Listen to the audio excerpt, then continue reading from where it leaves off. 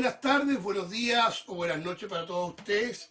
Vamos ahora con la segunda clase de la segunda unidad de Filosofía Común, cuarto año medio, ¿ya? Y para ello vamos a empezar a hablar con el concepto de verdad, ¿ya?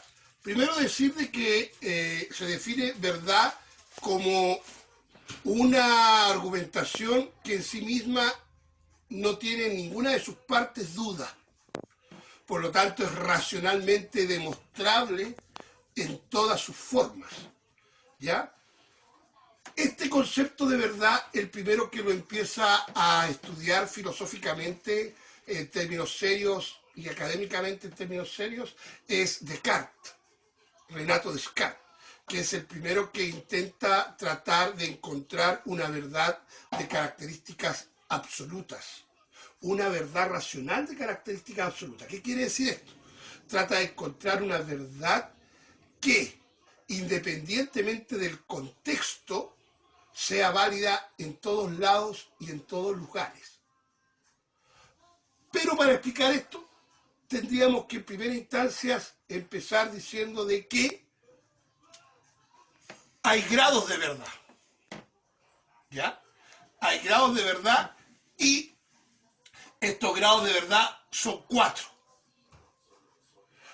Hay una verdad que es de contexto, hay una verdad que es de proyección, hay una verdad que es racional y hay una verdad absoluta. Estos son los grados de verdad.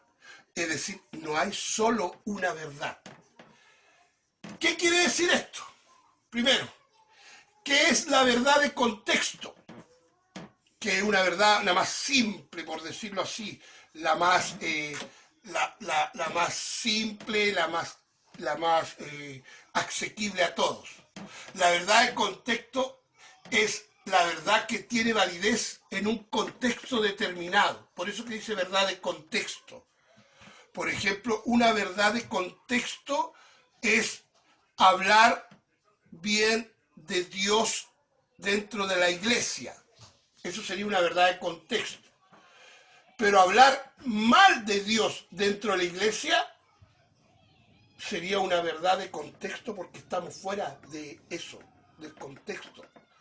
Por ejemplo, en un partido de fútbol se justifica el hablar cosas soeces, garabatos, en un partido de fútbol. Pero en una clase no se justifica hablar frases soeces o garabatos. Y ahí estamos en una verdad de contexto, porque depende del contexto donde nosotros tenemos la validez de la cosa. Luego de eso tenemos la verdad de proyección. Y la verdad de proyección habla y dice que es aquella que los integrantes están de acuerdo en realizar algo a futuro. Por eso se habla de proyección, porque quedan las dos personas o las dos partes de acuerdo de qué es lo que van a hacer. Por ejemplo, yo y otra persona más quedamos de acuerdo en juntarnos mañana a las 3 de la tarde. Eso sería una verdad de proyección. ¿Y cuándo sería verdad? Cuando mañana lleguen las 3 de la tarde y nos juntemos. Ahí sería una verdad de proyección. O una verdad de proyección sería yo, por ustedes, por ejemplo, alumnos de cuarto medio, yo quiero ser cuando grande ingeniero. Esa verdad sería de proyección hasta cuando usted la cumpla. Es decir, hasta cuando sea ingeniero. Y ojalá sea así. Luego tenemos el tercer nivel que sería la verdad racional. Y la verdad racional, ¿qué quiere decir? Que el conocimiento no cambia. La verdad racional es, como dice la palabra, tiene su fundamento en la razón. Por ejemplo, una verdad racional son las matemáticas. 2 más 2 es 4.